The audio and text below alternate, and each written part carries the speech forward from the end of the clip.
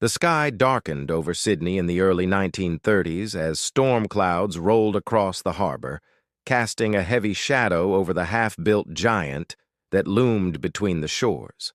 Workers looked up from the steel skeletons stretching across the water, unsure if the shaking beneath their boots came from the rumbling thunder or the weight of history being forged in rivets and fire. What many did not know, what few dared to say out loud, was that this wasn't just a bridge.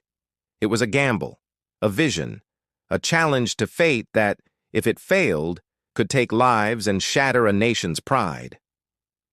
In the heart of the city, amid the lingering uncertainty of the Great Depression, Australians needed a symbol, something colossal, something modern, something unmistakably theirs. And so, the Sydney Harbour Bridge was born. Not in concrete or blueprints, but in a dream that dared to span not just water, but time. The idea had sparked decades earlier. As early as the 1800s, proposals to connect the bustling north and south of Sydney Harbour had been tossed around in newspapers, government rooms, and engineer sketchbooks. But money, politics, and doubt buried those ideas repeatedly, until one man, Dr. John Bradfield, changed everything. Bradfield, an engineer with relentless passion and precision, championed the cause. He believed Australia needed a bridge not just for practicality, but for pride. He envisioned a steel arch, stretching high and wide, bold enough to rival any in the world. The government finally agreed. In 1923, plans were drawn, and in 1924, construction began. What followed wasn't just engineering, it was theater. Ships passed under towering cranes. Thousands of workers, nicknamed the bridge builders, braved dizzying heights with no harnesses, no safety nets, and barely any recognition. Rivets were heated until they glowed red-hot, thrown across beams, caught in mid-air, and slammed into place with earth-shaking force. Every clang of metal echoed with risk and with hope. The bridge took shape slowly but surely. As the massive arch inched its way from both ends of the harbor, some doubted the two sides would meet. People whispered about cursed blueprints, crooked measurements, and hidden cracks. Bradfield dismissed them with the calm certainty of a man who had already seen the future in steel. Meanwhile, everyday Australians watched with awe. For many, it meant jobs.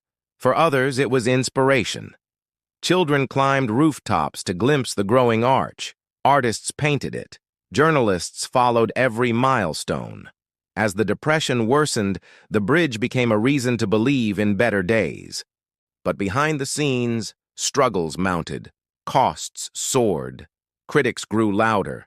And the workers, mostly poor, some injured, some lost, faced daily dangers for wages that barely fed their families. Still, they marched up the steel bones of the bridge every morning, chasing something larger than themselves. Then came the moment that silenced doubters. In August 1930, the two arches met in the middle, perfectly aligned within millimeters. Cheers erupted across the city. Bradfield, ever composed, allowed himself a rare smile. The impossible had become real, but the work wasn't done. Roadways and railway tracks needed to be laid. Concrete pylons had to rise. Tests were run, every bolt inspected. And then, on a sunlit morning in March 1932, the Sydney Harbour Bridge was ready. Or so everyone thought. But the celebration didn't start with cheers. Just minutes before the official opening of the Sydney Harbour Bridge on March 19, 1932, as dignitaries gathered, crowds swelled, and the air buzzed with excitement, something unexpected happened.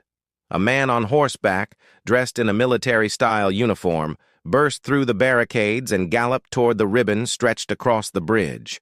With a sword held high, he slashed through it and shouted for a "Free Australia." For a moment the world stopped. Gasps echoed across the harbor. The stunt had hijacked history. The rider was Francis de Groot, a member of a right-wing group opposed to the New South Wales Premier Jack Lang, who was supposed to perform the ceremonial ribbon cutting. De Groot was arrested immediately, The ribbon was hastily tied back together, and Lang proceeded as planned. But the message was clear.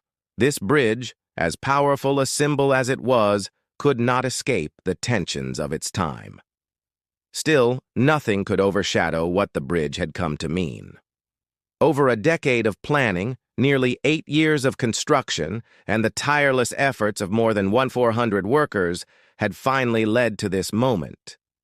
As Premier Lang cut the repaired ribbon, a wave of pride washed over the people of Sydney.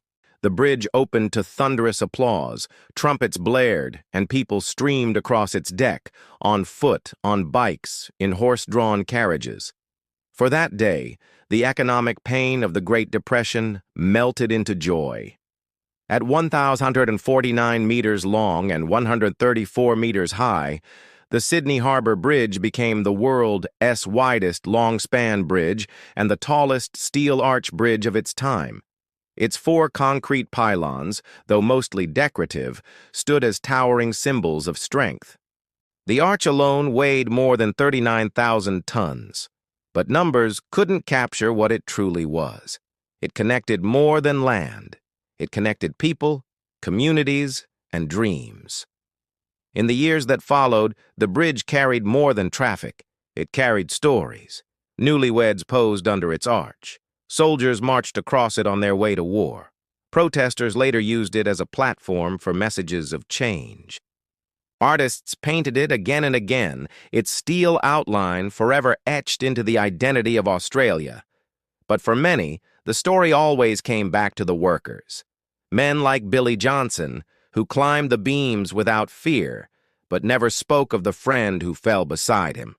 Or Maria Cortez, who lost her husband to a rivet explosion but raised their children on stories of his courage. Or Dr. Bradfield, whose heart quietly broke when his name was overshadowed by political bickering, but whose legacy was written into every bolt. Decades later, the bridge would be retrofitted, expanded, and repainted. It would survive changing governments, massive urban growth, and even threats of demolition by short-sighted proposals. It endured and became a stage for global events. From the 2000 Sydney Olympics to New Year's Eve fireworks watched by millions, the bridge remained a symbol not only of connection, but of celebration. And then one day, it became silent. The city paused in lockdowns. The roads emptied, but the bridge stood firm, watching, waiting, enduring. A reminder that even when people can't gather, their histories remain connected. Today, the Sydney Harbour Bridge is more than steel and stone.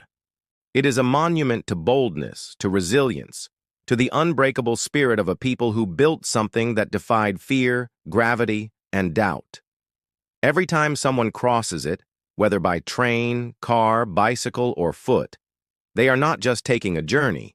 They are walking through a story that began with thunder and risk and ended with triumph in steel. It was never just about the bridge. It was about what it took to build it, and what it still stands for, forever watching the waters below, forever holding a nation together.